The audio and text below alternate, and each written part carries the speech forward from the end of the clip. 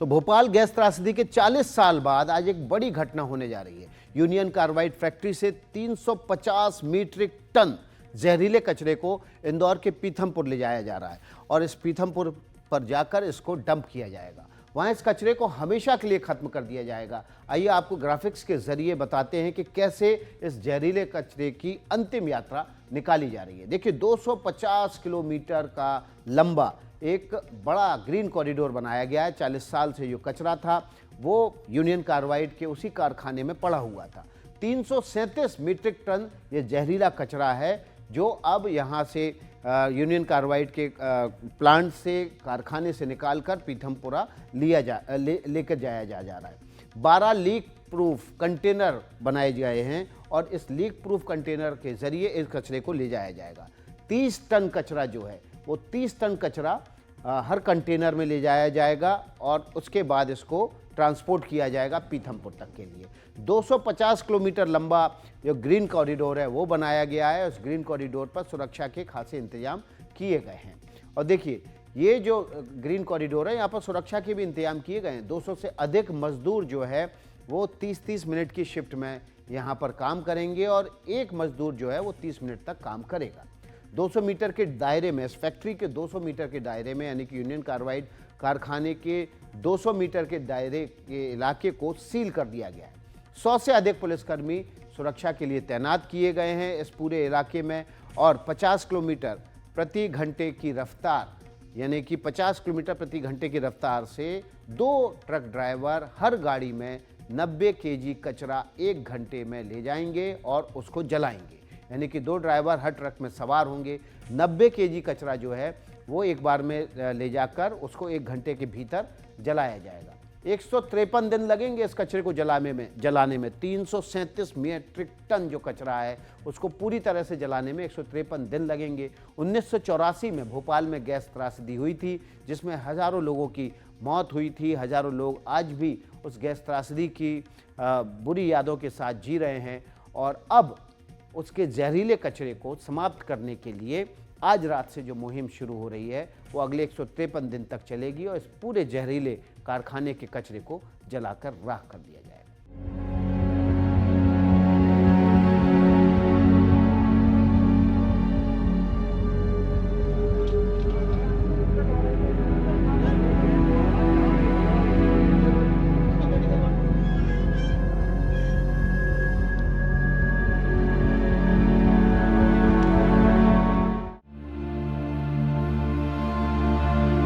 कभी सांस उखड़ जाती है हमें, कभी बुखार आ जाता है हमें। पानी से ये दिक्कत है, पेट में दर्द होता है, खाना नहीं पचता है, उल्टियाँ होने लगती हैं। नब दवा गोली के जरिए हाथ पैर दर्द करते हैं, पैरों पे बरम आ जाता है, तबीयत ठीक रहती नहीं। पेट में दर्द होता था, जलन पड़ती थी आदमी को। जल जलती है, ठीक नहीं होता है। ना पानी सही आता है, ना जहाँ सही रह पाते हैं हम लोग। जब से ये कॉलोनी बनी है तभी से ये पानी भूमिगत जल प्रदूषित है। 40 साल से भोपाल गैस त्रासदी के जख्म हरे हैं। यूनियन कार्बाइड का जहरीला कचरा आज भी मवाद बनकर लोगों की धमनियों में, कार्बाइड के आसपास के पानी में बह रहा है। यहाँ पानी की बड़ी समस्या है और पानी आता है गंदा पानी, ज़मीन का मिलता है, ज़मीन से आता है टंकी में और टंकी से जो है आता है पीने का पानी। तो उसमें इतना हार्ड पानी है कि मुझे गैस, ये जो हार्ट अटैक है ये आ चुका है इससे कई बार और छल्ले डल गए। इसके बाद भी ठीक नहीं हो रहा। मैं परेशान हूँ, पूरा परिवार हमारा परेशान है, पूरा मोहल्ला परेशान है पानी के। जबकि ऊपर से आदेश भी आया कि नगर निगम को कि पानी दिया जाए, इनको साफ शुद्ध पानी दिया जाए, लेकिन पानी नगर निगम वाले मना कर रहे हैं। कह रहे हैं ये आपकी प्राइवेट कॉलोनी है इसलिए पानी नहीं दिया जाएगा, मना कर रहे हैं। जब से ये कॉलोनी बनी है तभी से ये पानी भूमिगत जल प्रदूषित है पूरा और इसकी जांच भी हुई है जिनमें भारी मेटल पाया गया है। इसको पीने से हमारे कॉलोनी वासियों सहित हम सभी को किसी को गाल ब्लैडर हुआ है, किसी को गुर्दे में पथरी है, और ये पानी पीने से साफ स्किन एलर्जी हमें देखिए कितनी सब हो गई है, हाथ पैरों में सब में पूरे बदन में खुजली हो जाती है। मगर हम लोग ये पानी पीने को बाध्य हैं साहब। हम सभी में शिकायतें कर चुके हैं सब कुछ, लेकिन अभी तक हम लोगों को शुद्ध पानी पीने की व्यवस्था नहीं हो पाई, नगर निगम नहीं करवा पाया है।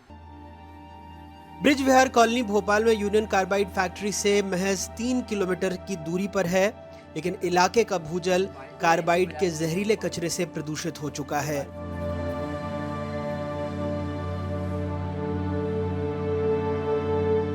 अब इस जहरीले कचरे को मध्य प्रदेश सरकार पीथमपुर में जलाने वाली है। जानकार कहते हैं इससे बड़ी मात्रा में ऑर्गेनो क्लोरीन निकल सकते हैं, डाइऑक्सिन और फ्यूरॉन जैसे कार्सिनोजेनिक रसायन उत्पन्न हो सकते हैं, जो लोगों और पर्यावरण के लिए बेहद खतरनाक तो हैं ही, विश्व स्वास्थ्य संगठन का मानना है कि इससे कैंसर भी हो सकता है। पूर्व में जब ये कचरा जलाने की बात आ रही थी, तब हमारे द्वारा काफी आंदोलन किया गया था। लगातार हुए इस आंदोलन के बाद हमारे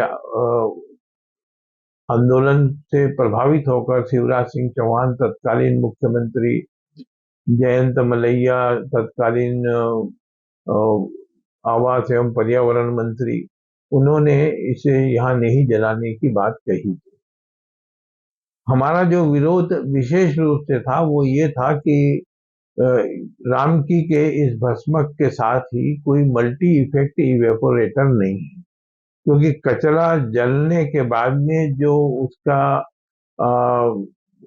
अपशिष्ट निकलेगा, उस अपशिष्ट को किस प्रकार डिस्पोज किया जाएगा, उसको उड़ाया कैसे जाएगा हवा में, तो उसके लिए मल्टी इफेक्ट इवेपोरेटर की आवश्यकता होती है, जो काफी महंगा इक्विपमेंट है, और वो इक्विपमेंट इनके पास में नहीं था। इसलिए हमारा बहुत कड़ा विरोध था। जयराम रमेश, तत्कालीन पर्यावरण मंत्री, यहाँ आए थे और उन्होंने भी ये कहा था कि ये कचरा यहाँ नहीं जलेगा। इस प्रकार से एक लंबे विरोध के बाद में ये बात ठंडी हो गई थी और इसे कचरे को जर्मनी भेजा जाना था, और जर्मनी भेजे जाकर के इसको जलाने की बात थी, किंतु जर्मनी में भी इसका विरोध हुआ और अंततः ये जर्मनी नहीं भेजा जा सका। अब सुप्रीम कोर्ट के आदेश से इस कचरे को रामकी के इस भस्मक में ही भस्म किया जाना है। कचरा अभी आया नहीं है और जलेगा भी तो ये 6 माह तक जलाना होगा। ये 1 दिन में 2 दिन में जलने वाला कचरा नहीं है, क्योंकि इसके साथ काफी बड़ी मात्रा में दूसरे आइटम्स मिला करके जलाया जाएगा। किसी प्रकार की कोई जनता को तकलीफ शुरुआत के दिनों में मालूम पड़ती है तो निश्चित रूप से ये जन आंदोलन का विषय होगा। इंदौर के पीथमपुर में जिस जगह जहरीले कचरे का निपटान होना है, वहां से लगभग 2 किलोमीटर की दूरी पर ही बसाहट मौजूद है। पीथमपुर औद्योगिक कचरा प्रबंधन कंपनी ने 2005 में एक लैंडफिल और 2008 में एक इंसिनरेटर स्थापित किया। विशेषज्ञों का आरोप है कि इसमें नियमों का उल्लंघन हुआ। खास तौर पर लैंडफिल तारपुरा गांव से 500 मीटर के भीतर है, जो केंद्रीय प्रदूषण नियंत्रण बोर्ड के खतरनाक कचरा प्रबंधन नियमों का उल्लंघन है।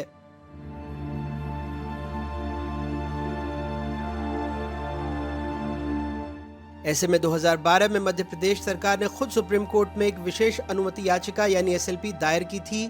इसी साल भोपाल में कैबिनेट मंत्रियों की बैठक के दौरान पूर्व मुख्यमंत्री और तत्कालीन गैस राहत मंत्री बाबूलाल गौर, पूर्व पर्यावरण मंत्री जयंत मलैया ने पीथमपुर में यूनियन कार्बाइड के कचरे को जलाने का कड़ा विरोध किया था। उस समय केंद्र में मनमोहन सिंह की सरकार थी। मलैया ने यशवंत सागर बांध के संभावित प्रदूषण और तारपुरा गांव को लेकर फिक्र जताई थी।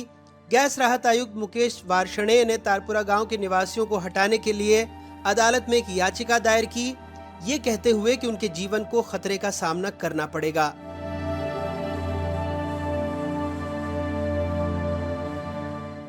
दो 2012 में एक जर्मन कंपनी ने 346 मीट्रिक टन यूनियन कार्बाइड कचरे को हैम्बर्ग, जर्मनी में जलाने के लिए 25 करोड़ की पेशकश की थी।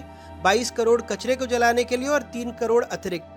आज इसे लगभग 5 गुना रकम यानी 126 करोड़ रुपए खर्च कर जलाया जा रहा है, वो भी एक ऐसे इंसिनरेटर में जहां किए गए परीक्षणों में से 6 असफल रहे हैं। दूसरे राज्यों ने भी अपने यहाँ यूनियन कार्बाइड के कचरे को जलाने से मना कर दिया था। 2007 में गुजरात सरकार ने आर्थिक प्रोत्साहनों के बावजूद भरूच इंसिनरेटर में भोपाल के कचरे को जलाने से इनकार कर दिया। नवंबर 2011 में नागपुर में रक्षा अनुसंधान और विकास संगठन DRDO ने कचरे को जलाने का प्रस्ताव दिया, लेकिन महाराष्ट्र सरकार ने इसे अस्वीकृत कर दिया। आंध्र प्रदेश सरकार ने भी इस कचरे को जलाने से इनकार कर दिया था। 2004 से 2018 तक जहरीले कचरे ने यूनियन कार्बाइड फैक्ट्री के आसपास 42 बस्तियों के भूजल को जहरीला बना दिया। सुप्रीम कोर्ट ने इसे माना और प्रभावित इलाके में साफ पानी देने का आदेश दिया, लेकिन पिछले 5 सालों में हालत ये है कि ये जहर 29 और बस्तियों में फैल गया है।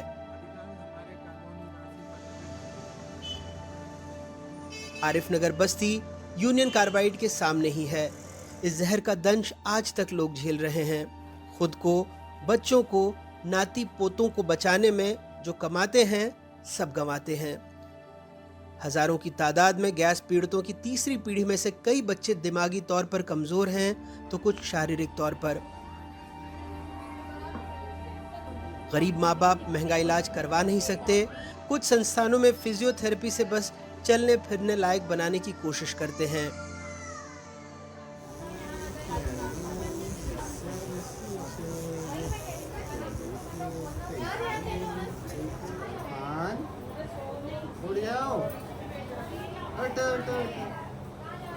नींद आ रही है?